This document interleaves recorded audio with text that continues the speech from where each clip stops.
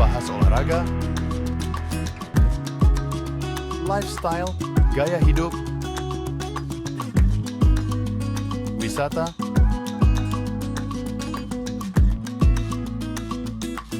budaya,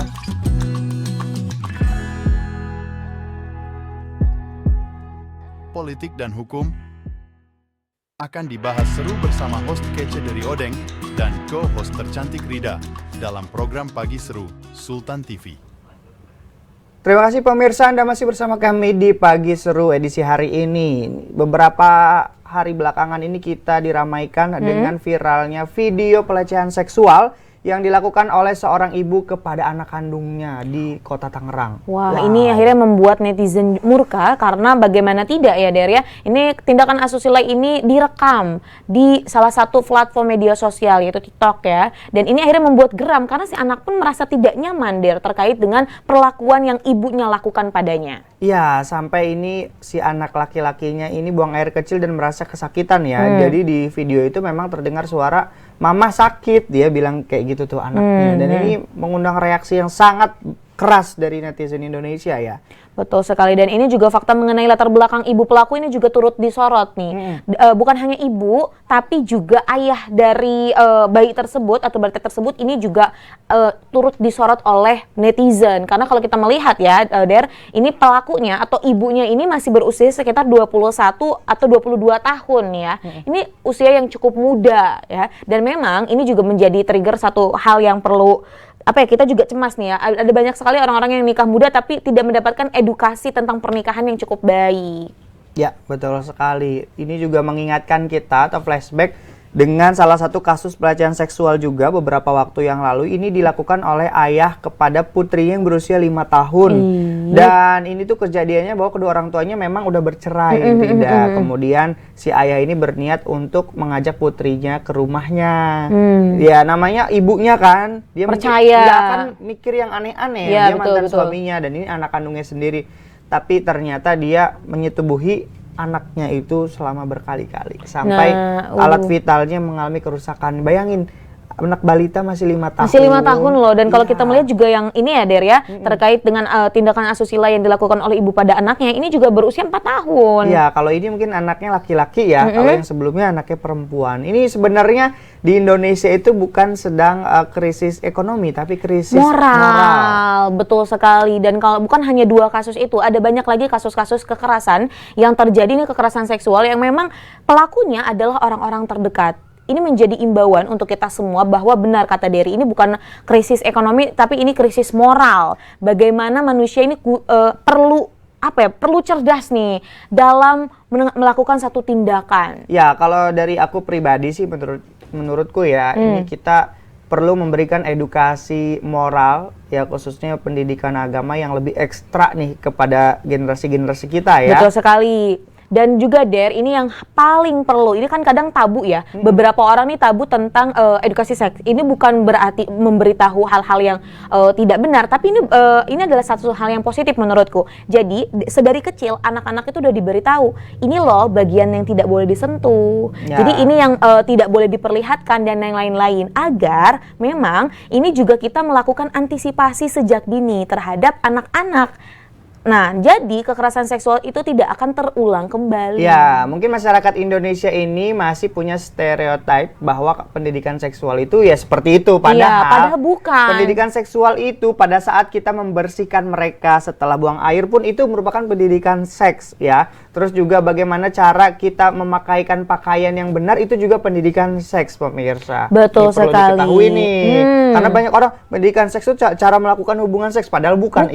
Bukan. Ada banyak hal sekali yang memang ini paling penting, dan ini juga merupakan salah satu pendidikan dasar yang memang perlu dimiliki oleh seluruh manusia. Dan satu lagi, penggunaan media sosial. Der, saat ini banyak sekali anak-anak kecil ya yang mudah untuk mengakses segala informasi di media sosial tanpa pengawasan dari orang tuanya. Akhirnya hal-hal yang memang kalau kita mah kurang etis ya untuk dilakukan itu menjadi contoh buat mereka, dan akhirnya mereka melakukan hal tersebut. Makanya aku kalau misalnya ponakan minta handphone nggak pernah aku kasih. Jadi aku lebih memilih dia nangis ketimbang harus aku kasih handphone. Selain di dalam handphoneku ini banyak urusan pekerjaan yang pasti bakal banyak yang telepon.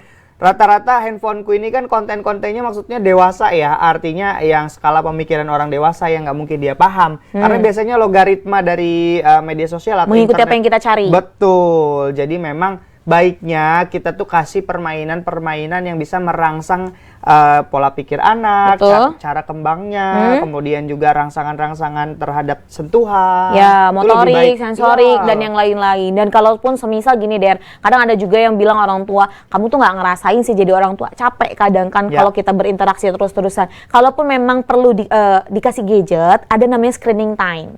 Jadi di batas atau di waktu, anak nih boleh menggunakan gawai ataupun gadget ini berapa jam sehari. Tapi sekarang tuh ada loh, Der, kalau misalnya kita melihat di YouTube ada namanya kayak GoTube gitu. Jadi itu bisa difilter apa yang anak-anak bisa cari kayak gitu. Mungkin kartun-kartun aja. Tapi gak jarang juga, Der, ada kartun-kartun yang juga agak Begitu. nyeleneh Jadi nih. memang kartu juga perlu kita filter sebagai orang tua ya, Bapak, Ibu, dan pemirsa.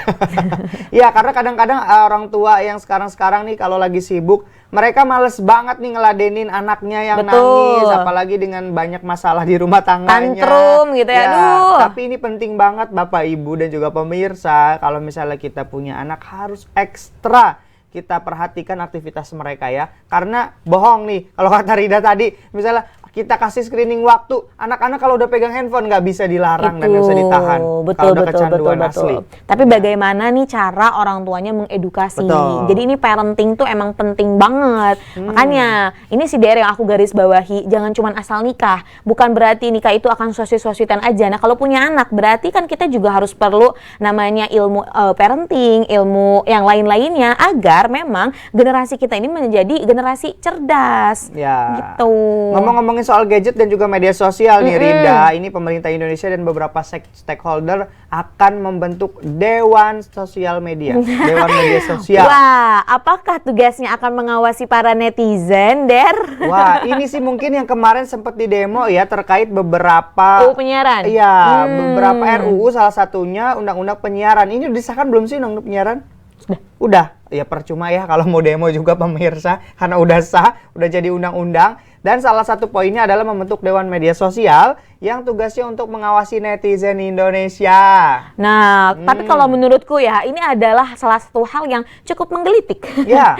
Aku udah kebayang sih bagaimana respon-respon dari masyarakat Indonesia terkait dengan rencana pemerintah yang akan menciptakan ataupun membentuk Dewan Pengawas Netizen. Sebenarnya kalau kita bahas tentang pengawas ini ya Rida, belakangan ini pun, akhir-akhir ini pun, kita juga kan ada Undang-Undang ITE ya. Iya. Jadi kita juga dibatasi untuk memberikan komentar, kritik, dan sebagainya. Bahkan banyak sekali akun-akun yang diciduk karena memberikan komentar dan juga konten-konten yang dianggap tidak pantas menurut Undang-Undang ITE ya.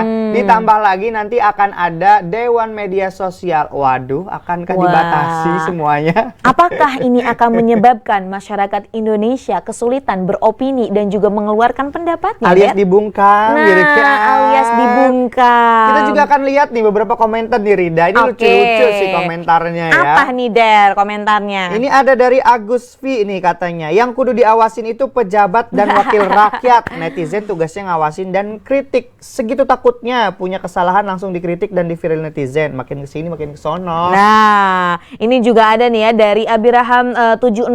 Rakyat ditekan terus kayak zaman Orba. Bisa ada lengser jilid kedua nih katanya. Aduh, ngeri ya. Ini juga nih, ada juga yang lucu nih. Dari RDVH Design. Panik takut sama netizen, takut punya kesalahan langsung viral, pemerintah langsung blok. Aduh. Tapi Der, ini juga jadi menarik kalau misal kita melihat ya, memang akhir-akhir ini jadi netizen itu banyak berspekulasi kasus-kasus itu kalau viral baru diurus. Memang betul. Kalau tapi nggak viral ya nggak diurus. tapi kenyataannya seperti itu nggak sih? Iya sih, Beberapa betul. kasus ya kayak misalkan korupsi Ditjen Pajak ya, Rafael Alun dengan anaknya yang juga terjadi penganiayaan. Iya, penganiayaan. Itu juga akibat viral dari netizen. Betul Terus sekali. kasus kopi sianida yang naik lagi waktu itu. Itu juga Ini sekarang netizen. tenggelam lagi. Kemarin juga yang kasus Vina Vina. juga kan sama. Itu juga gara-gara netizen. Sebenarnya ya dari kalau aku melihat ada dua sisi. Sisi positifnya memang tadi hal-hal yang memang belum terungkap akhirnya ini diviralkan oleh netizen, ini akan terselesaikan. Tapi ada beberapa netizen yang kadang ini ketikannya juga agak rese gitu kan. Bahkan bisa kalau misalnya kita melihat ada beberapa kasus yang berawal dari ketikan berujung pada kematian.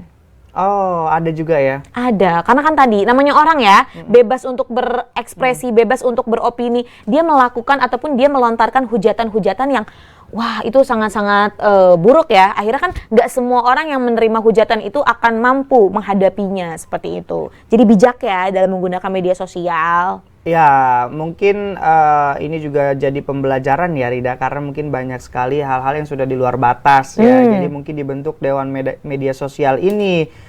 Tapi juga ini apakah akan cukup membatasi gerak-gerik masyarakat atau Aku ragu. Nah, aku ragu ya, karena tahu sendiri ya yang sebelum-sebelumnya bilangnya A jadinya C, bahkan bisa Betul. sampai Z jadinya gitu loh. Nah, apalagi ini Dewan Media Sosial. Wah, ini akan banyak konten yang disensor dan dibatasi. Ini yang sebenarnya jadi masalah. Permasalahan, Kemarin betul, juga betul. teman-teman konten kreator menyoroti ini.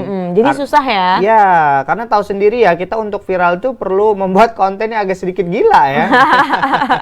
Kalau nanti kontennya dibatasi, yang nggak viral, endorse nggak jadi masuk. Waduh. Nah, Dedi dan juga pemirsa, berita terkait dengan pembentukan Badan Pengawas Netizen itu sekaligus menutup nih perjumpaan kita pada pagi hari ini.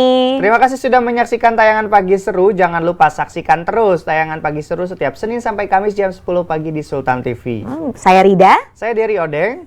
mengucapkan terima kasih, pamit undur diri, sampai jumpa. Assalamualaikum warahmatullahi wabarakatuh. Membahas olahraga, lifestyle, gaya hidup,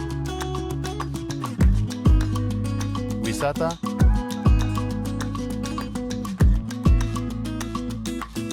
budaya,